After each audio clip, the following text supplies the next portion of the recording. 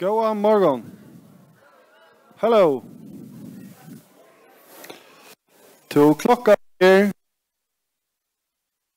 00. Vi skulle være live i YouTube. Og hvis jeg råkner rett, så er det like 2000 unge folk som sitter og lurer. Hvis jeg alle skoler rundt omkring har lukket seg av. Og til alt leie her oppe, ja. Ja. Så jeg får si hjertelig velkommen til dette kunnende tiltaket her som helsestyre og utgjøttarsamband førje ferdig samstarv om å kunne ung og eisen i alt det som er rundt om, altså lærere og utgjøttar ungkvarver, foreldre og AHI og nikotine i middelen ung. Så vi ser at det er allsamt flere spennende produkter innenfor nikotin utnøyen, altså fyrverda røyking, som du nok kjenner, og kanskje sort vemmelet brunt snus som de kanskje har sett omkring pappa eller appa eller også brukt. Men i det kan man kjøpe det i kolasmatje og vattmelon og surøple og kantifloss og hvert vei det er. Og du kan eisen få alle mulige e-sigaretter som smaker alle mulige. Og det er, så kan man si, akkurat som smaker av vattmelon, det er farlig. Og det er sint av det som vi er som tilstøk nå. Og skrajen, hon er at jeg at jeg først er prøve å stille deg en spørning. Og det er faktisk eisen til tikkene som sitter hinne med skjermen her. Og de skulle bruke en telefon. Så alle de som har telefon må gjerne ta henne fram. De som ikke har, tror ok. Og de som er rundt omkring i landet, hvis de ikke har telefoner i pjatikon, så kan læreren, hvis han eller hun har telefon, så kan som de ta det fram. Ok, men hvis de ikke har, så er det funnet sådan. Nå er det så mye politikker om telefon og skole og så det er funnet sådan. Men de som har ta henne fram, så skal jeg få en lunch fram her.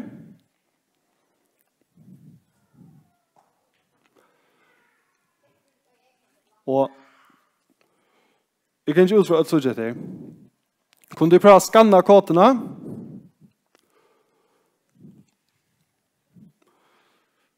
Ja, her vekser 40 og nå.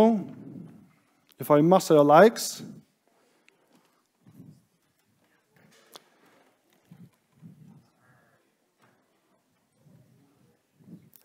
Ja. Vi drar opp i 100.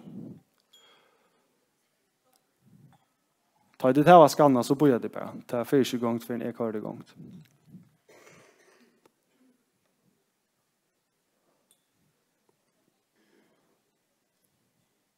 Ja, det växer stövåt. Det får en lite lätt att så skiftar jag.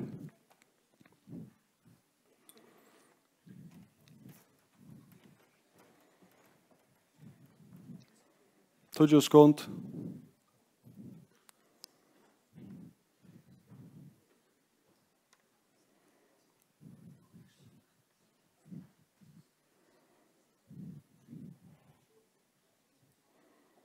Ja.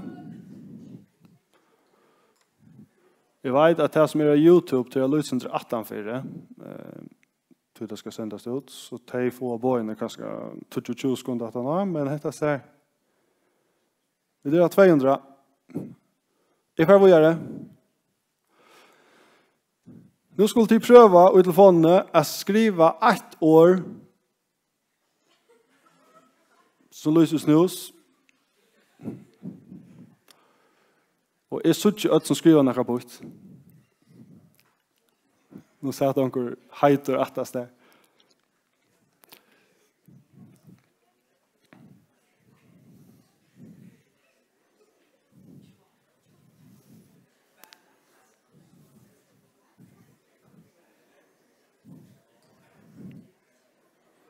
Ja. 104 har stämma in.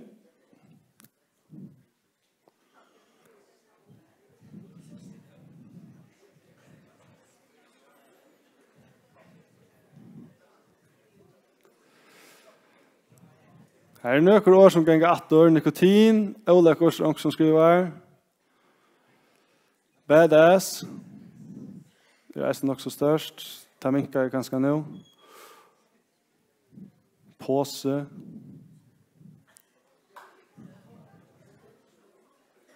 Ja?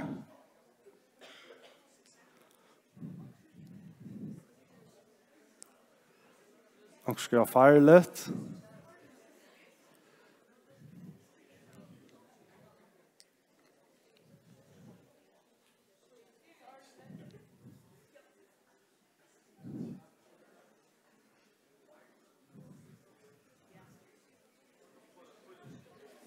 Ja? De som har skrivet av telefonen er nere, Arthur. Alt dette her er gønt. Jeg skal nok ikke få skrive av foreldrene til det, men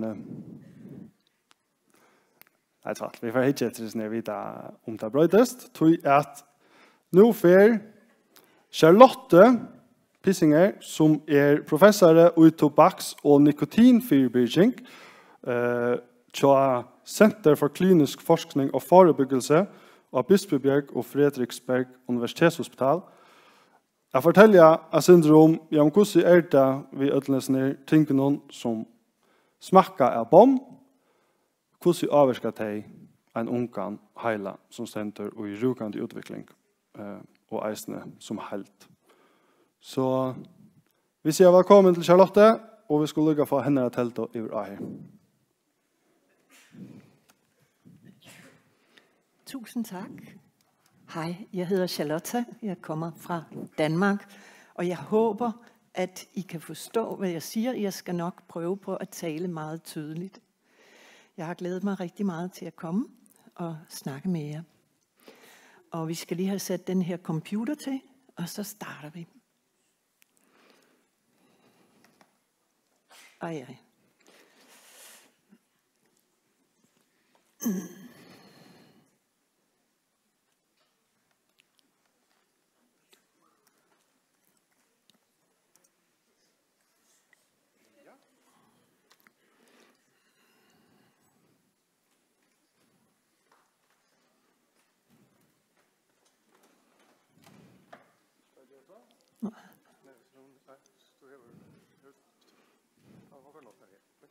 Ja.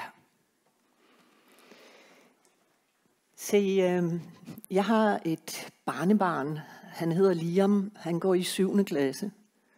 Jeg var ude at rejse sammen med ham for ikke så længe siden, og jeg spurgte ham, hvad glæder du dig mest til, når du bliver voksen? Hvad glæder I jer mest til, når I bliver voksen? Vi hører, hvad han sagde. Han sagde, så kan jeg bestemme det hele selv. Og sådan tror jeg, der er mange af jer, der har det. Så husk det her, så kan jeg bestemme det hele selv. Det kommer vi tilbage til. Da jeres mor og far, eller bedstemor og bedstefar var unge, så var der cigaretter og pibe og sådan noget ulækkert noget. I dag, der bliver I fristet med mange andre ting, og de er meget mere farvestrålende og lækre. Og det er dem, vi skal snakke om i dag. E-cigaretter, vapes og snus, nikotinposer. Hvorfor begynder unge mennesker at bruge nikotinprodukter? Ja, hvis man spørger de unge, så siger de, jamen det var en af mine venner, der spurgte, om jeg ville prøve. Eller mine bedste veninder, de bruger snus, og det ser så hyggeligt ud. Jeg var til en fest sammen med mine venner. Så det er altid noget med venner. Når man er ung, så vil man gerne ligne sine gode venner. Man vil gerne gå i det samme tøj, man vil gerne have de samme solbriller, den samme mobiltelefon, se de samme film, høre den samme musik. Det er meget vigtigt for os at være en del af fællesskabet. Og der er ikke noget værre end at føle sig som den, der er uden for the odd one out. Se, de her produkter, vapes og nikotinposer, det er ikke noget, der bare kommer faldende fra himlen. Der er nogen, der laver den. Det er nogen, der gerne vil have, at I begynder at bruge den. Gerne så tidligt som muligt. Og det gør de ved at målrette en masse marketingreklamer mod jer. Så de betaler unge influencers for at pose en masse på de sociale medier. Og når man så har en influencer, som man er helt vild med, fordi man synes, han er sjov, eller han er cool, eller hun er smart på en eller anden måde, så vil man gerne ligne vedkommende. Fordi så tror man, at hvis vedkommende er super sej og bruger nikotinposer, jamen hvis jeg bruger nikotinposer, så bliver jeg også super sej og populær i klassen. Ham her, Anton Lewis, han blev betalt for at komme på et luksushotel, og han fik en masse gaver og penge, og så kunne han så poste, jeg elsker de små hvide pouches, de er ikke for store, og vigtigst af alt, så dufter og smager de fantastisk. Og hvis man gerne vil ligne Anton Lewis, jamen så begynder man jo også at bruge dem. Og så betaler tobaks- og nikotinindustrien for, når der er musikfestivaler, når der er modeuger, når der er sportsarrangementer eller kunstarrangementer.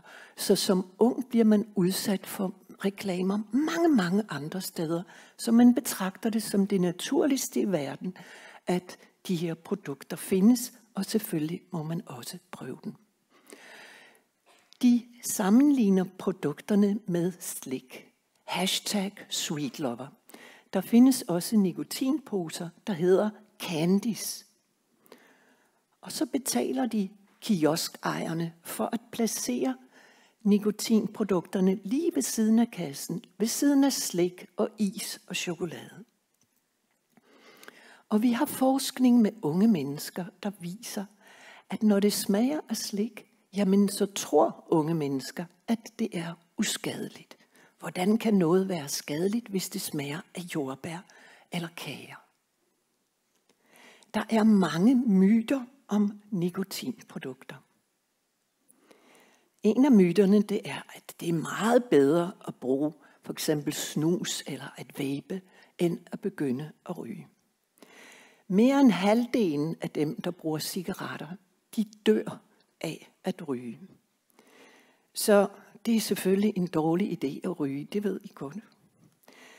Men hvis man begynder at bruge nikotinprodukter, så kan det være, at i stedet for at hoppe ned fra 20. sal, så hopper man kun fra 10. eller 15. sal.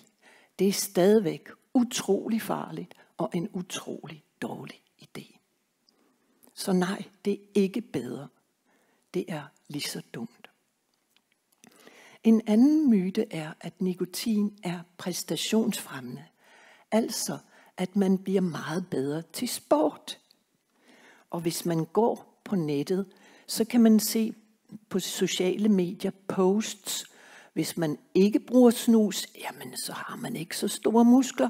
Hvis man bruger snus, så kan man pludselig løfte 100 kilo. Det er noget, de bliver betalt for. I skal ikke tro på det. Det er løgn. Nikotin er ikke præstationsfremmende. Det er ikke på antidopingsliste, selvom det har været overvåget. Man har undersøgt det grundigt. Det er ikke præstationsfremmende. En tredje myte, det er snus og vapes er super gode til at holde op med at ryge. Og jeg håber, at jeg kan lykkes med at, nu skal jeg lige ind. Er der en, der lige kan hjælpe mig til at komme og trykke her på, fordi den skulle være på storskærmen? Her, nu kan jeg lige se. Måske kan det lykkes. Jo, nu prøver vi. At den kommer ikke op. Den kommer på min skærm, men ikke på jeres skærm. Ved du, hvordan man deler skærmen der?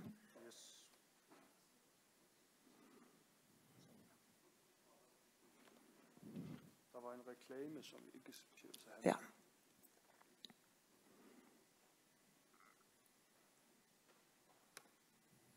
Godt. Så tager vi den lige forfra. Ja. Ja. Værsgo. Se. En lille film her. er ingen lyd.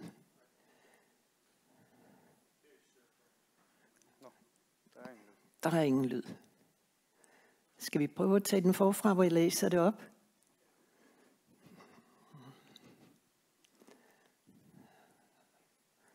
Ja. Det er noget rigtig lort, det her. Der er færre og færre unge, der ryger. Hvad gør vi? Hvad gør vi? Kom så, skyd. Altså, nu har vi også nikotinposer, altså snus. Det bliver man også pisseafhængig af. De er fyldt med nikotin. Det kan selvfølgelig skade deres hjerner og give den afhængighed. Vær lige sød og hold din kæft en gang. Hvad hvis vi kunne få de unge til at tro, at snus, det er jo den bedste måde at holde op med at ryge på? Hvad? Jamen, jeg føler, det er common knowledge. Og jeg havde også glemt, du havde rygestop på A-niveau. Jamen, det er jo rigtigt nok. Ryger du egentlig ikke stadigvæk? Altså, jeg ryger jo lidt til fester. Er du så ikke bare dobbeltafhængig? Er det dig eller tobaksindustrien, der snakker? Skal vi lige slukke for den igen?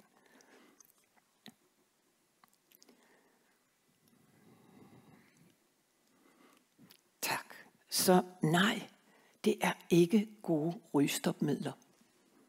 Kan vi få den til at virke? Sådan.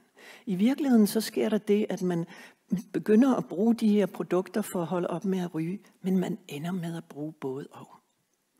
Der er også en myte, der hedder, at nikotin hjælper på præstation, altså til eksamener for eksempel, så man bedre kan koncentrere sig.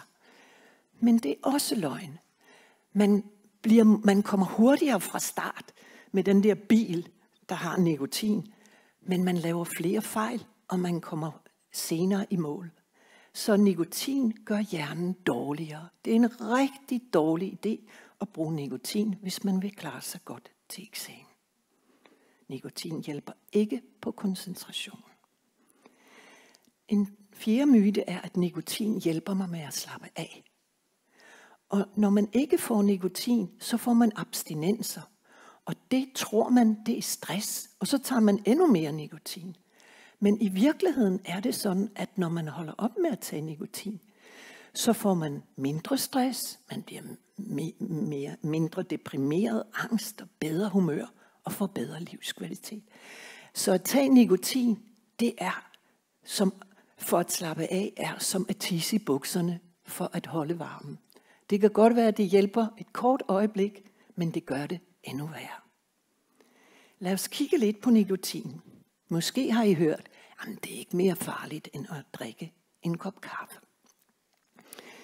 Det er løgn. Nikotin er et giftstof, og man bliver meget hurtigt forgiftet. Man bliver træt, man får hovedpine, svimmel, ondt i maven, kvalme, kaster måske op, hjertebanken, koldsved. Her er der en ung journalist, som lavede en quiz i fjernsynet, og hun prøvede et stykke snus. Det kunne hun ikke tåle. Hun kastede op og blev meget syg af det. Så nikotin kommer med blodbanen op til hjernen. Og i hjernen udløser den et stof, der hedder dopamin. Og dopamin, det er et lykkestof. Så det er ligesom, hvis I spiser en masse lækker mad, eller slik, eller griner meget med jeres venner, eller har scoret et mål, kysser på en dreng, så udløser man dopamin. Så det kan godt være, at man har skændtes med sine forældre, ens venner vil ikke være venner, man er ved at drukne i lektier, og hunden er død, men når man tager nikotin, så svæver man på en lille lyserød sky i måske 10 minutter, og så glemmer man alt det andet. Sådan er det i hvert fald i starten. Så man starter med at tage det til fest, for at hygge. Man bruger det sammen med vennerne, og kun når man selv har lyst. Fordi det er rigtig dejligt. Og så går der ikke særlig lang tid, måske kun et par uger. Så bruger man det hver dag, man bruger det også alene. Man er nødt til at bruge det, fordi det dulmer abstinenser. Der er sket en toleransudvikling, og det sker med alle rusmidler. Rusmidler, det er sådan noget som alkohol, hash, kokain, heroin. Nikotinabstinenser kan være rigtig ubehagelige. Man har den her meget stærke trang til at tage nikotin. Og så har man også nogle fysiske symptomer. Man kan ikke koncentrere sig. Man føler en indre uro. Man kan blive vred og frustreret og ked af det, eller angst, nervøs.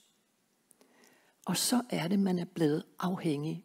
Fordi så tager man det næste stykke nikotinpose eller vaper igen, for at komme af med de her nikotinsymptomer, for at lindre. Så kan I huske Liam, han sagde, så kan jeg bestemme det hele selv. Nej, det kan han ikke. Fordi nu sidder Liam fast i det her nikotinfængsel, hvor han har mistet sin frie vilje. Hvis der er én ting, I skal huske, når I går herfra, så er det, at nikotin er lige så afhængighedsskabende som kokain eller heroin. Nikotin er lige så afhængighedsskabende som kokain eller heroin. Lad os kigge lidt på jeres hjerner. Når man er teenager, så er hjernen under ombygning. Nervebanerne, det er sådan nogle veje op i hjernen. Nogle af dem bliver mindre, eller bliver helt nedlagt. Andre bliver større til motorveje. Og det er det, der foregår op i hjernen, når I er unge. Så der er 2 områder i hjernen, der er interessante. Der er det limbiske system, det er vores reptilhjerne. Det er der, hvor vores følelser og impulsivitet og nysgerrighed bliver styret. Og hjernen er belønningsdrevet, det vil sige, man vil helst have 10 kroner for at tage opvasken, ellers så gider man ikke. Og så er der pandelapperne. Det er der, når man bliver voksen, så begynder de at styre mere. Det er selvkontrol. Man kan tænke rationelt og analytisk. Man kan planlægge og vurdere sin egen adfærd. Og de områder skal lære at kommunikere sammen. Men når man så bruger nikotin, så bliver den her ved med at være enormt stærk, og hjernen kan ikke kommunikere ordentligt, og man sidder fast i en teenagehjerne. Der er lavet nogle spændende forsøg, for eksempel med børn 9-10 år, som man har fulgt i 2 år. Man har scannet deres hjerner og lavet en masse test på dem.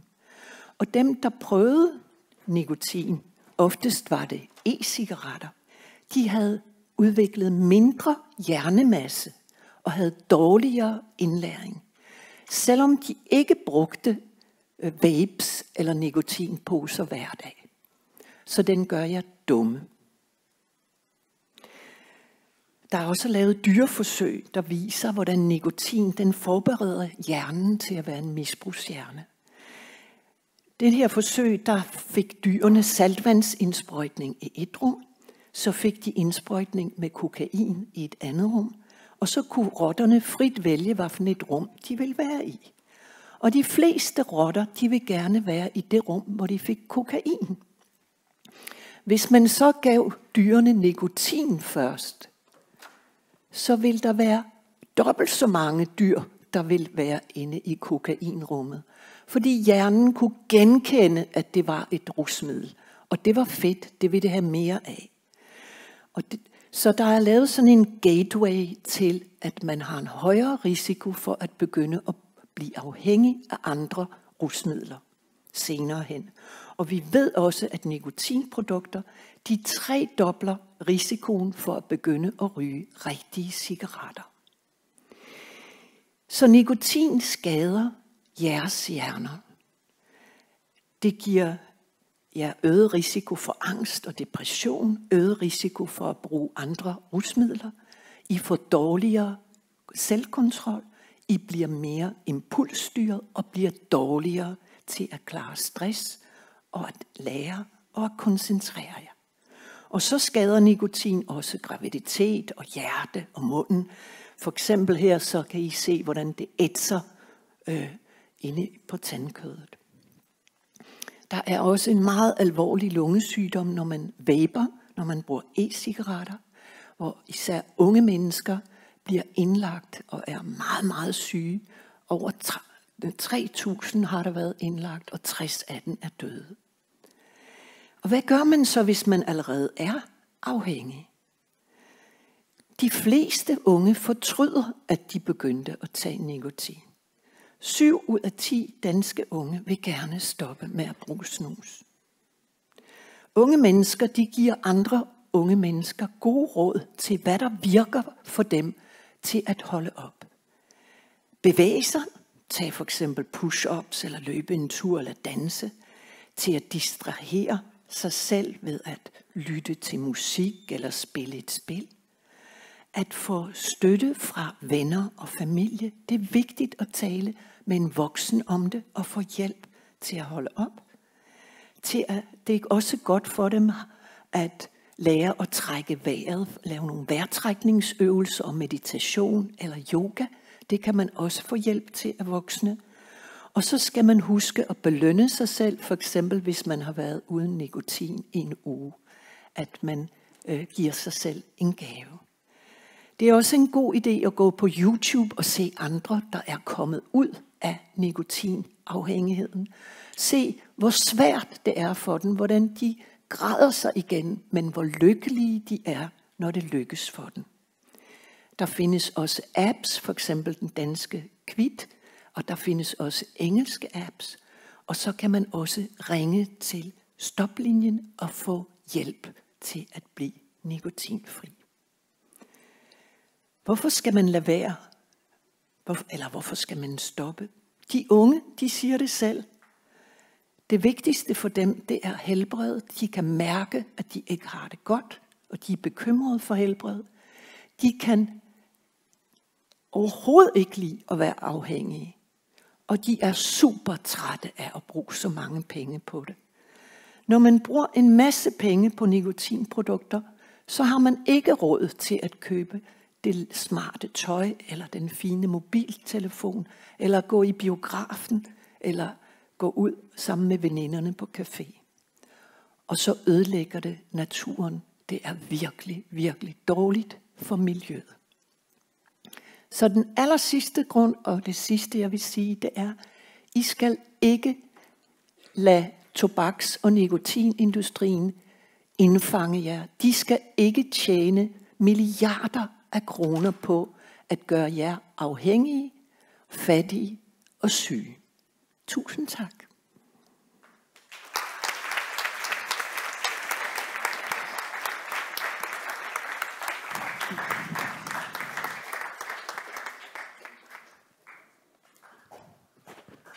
Ja, større takk for det, Charlotte. Man kan si at nå da folk gjør seg røytja, så skal industrien jo finne inntøk og vei. Nå er jo at helt.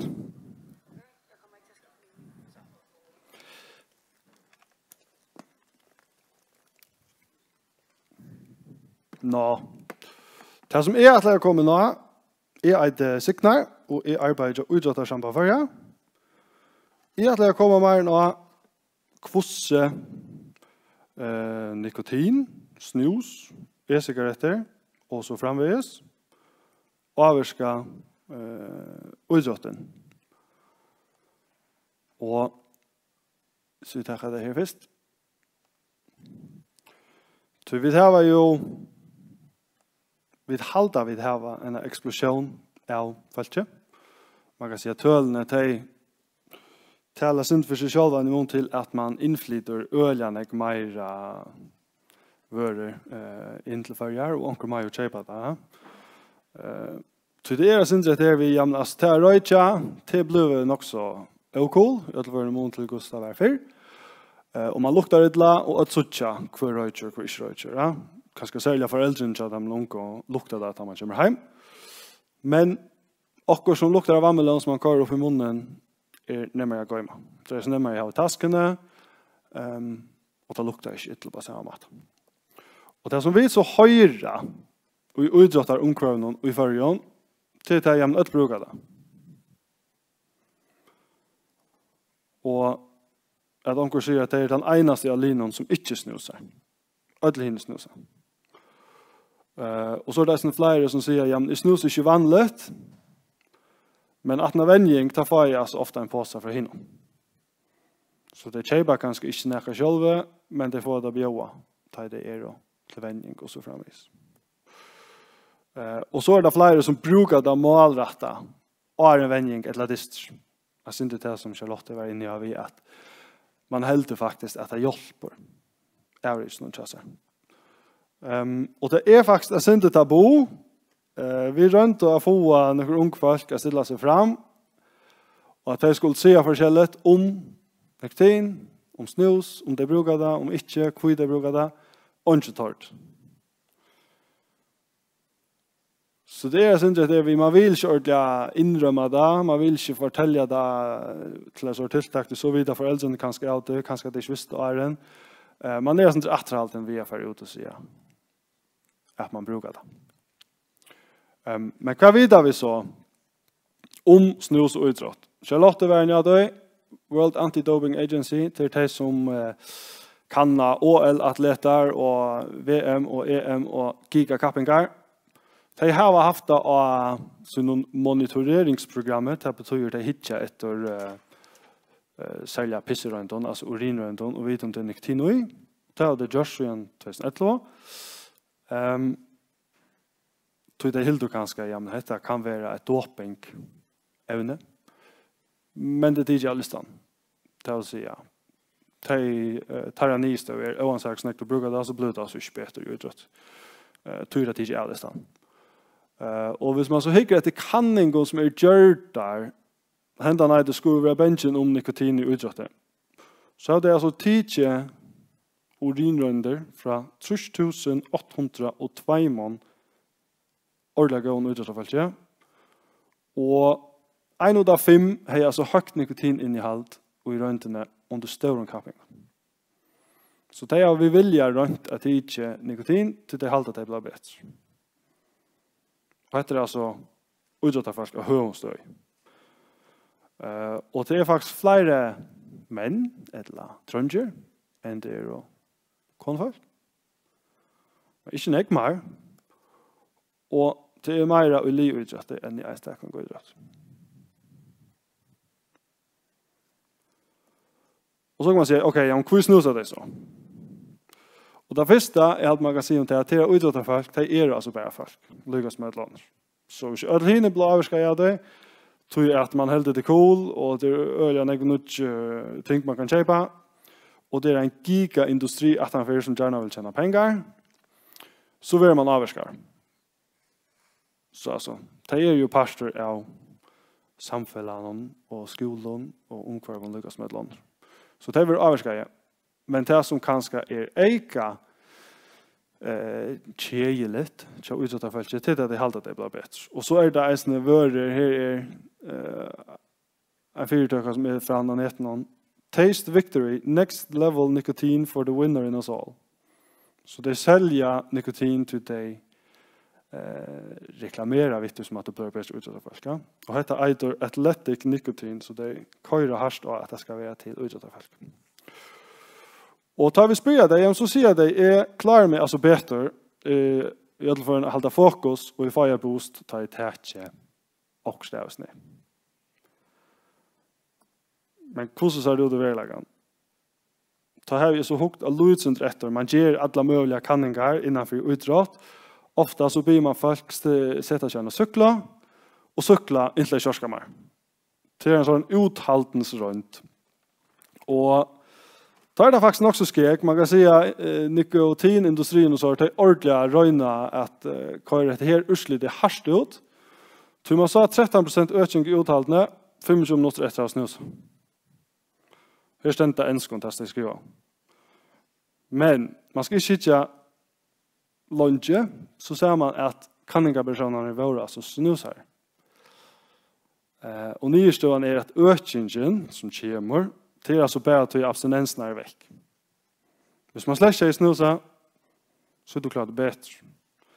Og det ser man så at man ikke kanninger i folk som ikke snuser, eller ikke røyker. Her finner det 2 påser, den ene som vær snus, og den mindre om snus. Og her stendte altså at her var ønsken måneder i middelen der babaskans. SS det stendt for Swedish Snus og SP det stendt for Snus Placebo. Det betyr man fikk ikke snus. Så har vi ikke måneder. Og i hese kanningsene så var det eisene ikke snusere og ikke røykere, og her er en vanlig snus og en folk som minner om. Og her er det altså de blir meira groggy, hvis man kan si det så. De føler seg trøttere, og de føler seg som om de ikke har EU-skott, de som ikke er vanlige snuser med knapplige få snus. Og der man kan si at journalister som gjør et innslag om snus som knapplige spøye, det viser jo hvordan harsta avvarsker folk som ikke snuser. Men dette er altså urslit, ta nyeste her, som viser at dette er altså ikke prestationsframmande, som man sier. Ergogenic, i det som før noe, det betyr at det betrar til en avrik, og det er som tog til tid er listan om World Anti-Doping Agency og så framvis. Man har jo testet det, og det viser det ikke faktisk ikke. Det booster som det føler, til mer enn linnan av abstinensen enn jeg kan. Så det er simpelthen folk og ung som er så avhengige av snus at de ikke klarer å holde et vanligt nivå utan. Og det videre kanskje ikke en gang det alltid. Så folk som ikke snuser eller ikke vanligt, det får altså unga noe. Vi rønner å tekne det. Det ser sånn så ut. Her er han som slett snuser. Han ligger av deg her. Han på hvordan man vil sove og ete og next skola ting. Og det er vært her kan avvirke hvordan man fyrer. Men han som snuser, han hever så li her oppe, men jeg tror jeg snus avvirker alt mulig til kroppen, som vi kunne komme løsende til nærmere litt. Så får man altså nyr, man orsker vel. Og så tar jeg det snus her, så føles det som det orsker vel. Men så minker det, inntil du så er helt nere og føler det ordentlig krokker i og med og så snusar det. Så det er en sånn undring gras, og det føles som det er ikke vel, men i verleggen så er det ikke godt. Ikke om du vil bli bedre til idrott, eller Arne du fyrer eller rundt, eller just skola ting, eller just tonlag, eller whatever du just. Hvorfor du skal avrige, så hjelper snus det altså ikke. Og det er simpelthen til å gå helse, gå kroppslig helse, det er like vi gå avrig. Og det er nesten uansett hva du just, eller det er faktisk uansett hva du just, så er det så sånn sammen. Og nikotin er assosiera vannadannande, og bondeskaperen kommer øye kjøtt. Det er via man etelvenning, og man får en påse fra vinden. Det kan være det som gjør man blir avhengig. Hver for man som mungar etter det, så er det tesjen på at man er avhengig. Og det øker jo, altså dopaminsensor i heilanen, som gjør man blir ordentlig bunten av stedet som Charlotte tar seg om, til det som motiverer oss til alt mulig. Og man blir altså avhengig bare for å være et vanligt sti av fokus og velvære. Og så kan det så avvirke søvnen, og søvner er ekstremt viktig for å fungere vel. Det er at de kan skal prøve, at hvis man ikke svøver vel eller noe, så orsker man slett ikke vel det etter. Eldre de blir mer kommet til å føle til. Så det er jo faktisk negativ avvirke.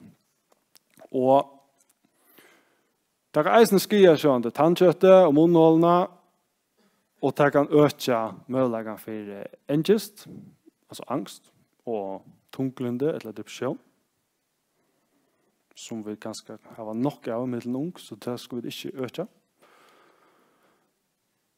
Og hvis vi bruker det lunsje, så kan det eisen avvirke alle tarmene, altså stoffskiftet, til nekva det vil jo svølt, særlig hvis man snur seg. Altså ta sleve og så som kommer av. Så man kan si som halt, nyestøen er, if you snooze, you lose. Og det er faktisk oansett om det er i skola og idrottet, eller hva det er du gjerne vil bli bedre til. Ja, jeg husker at vi takker en spurning av træt. Det samme til brukt av Janne. Så hvis du tar telefonene fram, de som har det, Og jeg halte det gikk hampelig vel ved at det ikke kom alt for en tvatt innan her, så det det akkurat, da man har sånne folk av sen. Men jeg får be deg om ikke gjøre alt for en tvatt her. Jeg får be deg om ene for et rett. Og etter å synte bare så et nå testar vi hva tid det finnes på sjurisen her. Om tid har lært noe, om tid har brøtt hoksan, om tid har sterskere i hoksan, et eller annet. Så dette var som det første skudgetjåkene, og jeg leier så mest til at når jeg var livet, så var det flere som skrev av et mulig øvne og ting, så tar jeg meg for å slette vekk. Men det sa nok så godt ut på at når jeg enda er. Og nå får jeg prøve en for et rett. Og de som ikke klarer å styre seg, og må gjøre alt mulig sånne her ting, de må gjerne lette være. Eisen de som rundt omkring av YouTube og sånt, her må læreren gjerne bare ta telefonene fra dem. Og de skriver, altså, om det noe som lyser snus, hadde de lært noe, hadde de det mer ølekkert, hadde de at det avvirker annerledes enn det til det åren. Onker skriver ølekkert. Tapere slutt, ikke godt. Fake news, kanskje. Her onker lydel år, onker sier en godt.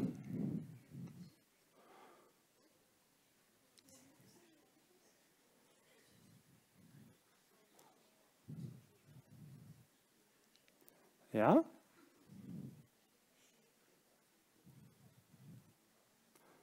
Hvis man fjerner øtles sier øvne i årene, så kanskje det som størstast ølekkert, ikke godt. Ringt. Jeg vet ikke om det ikke noe annet enn det.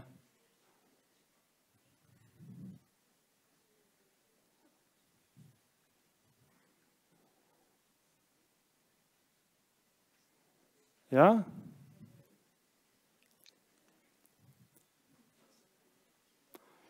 De fleste har stemma. Jeg synes her 300 telefoner av her, knapt, og 200 har stemma.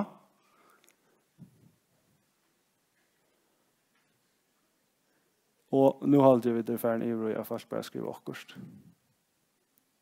Ja. Så, jeg har gjort her.